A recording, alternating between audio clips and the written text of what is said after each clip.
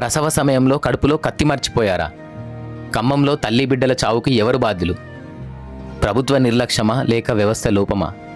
ఏదైతే ఏముంది, ప్రభుత్వ హాస్పిటల్ను నమ్ముకున్నందుకు తల్లి బిడ్డలు మరణించారు. ఇప్పుడు ఆ కుటుంబానికి ఆ నష్టాన్ని ఎవరు తీరుస్తారు? పురిటి నొప్పులతో బాధపడుతూ గవర్నమెంట్ హాస్పిటల్కి పోతే తల్లి బిడ్డల ప్రాణాలు పోయాయి. భద్రాద్రి కొత్తగూడెం జిల్లా గుండాల మండలం శంభునిగూడెం గ్రామానికి చెందిన 20 ఏళ్ల వనజ పురిటి నొప్పులతో బాధపడుతుంటే గుండాల మండలంలో అంబులెన్స్ వేరే వైపు వెళ్లడంతో ఆళ్లపల్లి మండలం నుంచి రావడానికి మరింత లేట్ అయింది. తీరా హాస్పిటల్కి వెళ్ళాక అక్కడ డాక్టర్ లేకపోవడంతో నర్సులే డెలివరీ చేశారు.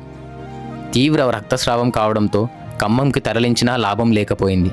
తల్లి బిడ్డరు ఇద్దరూ ప్రాణాలు కోల్పోయారు.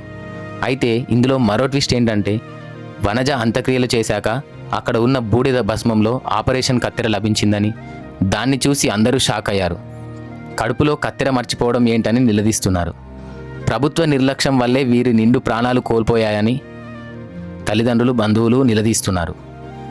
వేల కోట్ల బడ్జెట్లు, వందల కోట్ల ప్రాజెక్టులు ఎన్ని చేసినా ప్రజలకు కనీస వైద్యం అందించలేని స్థితిలో ఇంకా ఉన్నామంటే బాధపడాలో సిగ్గుపడాలో అర్థం కాని విషయం.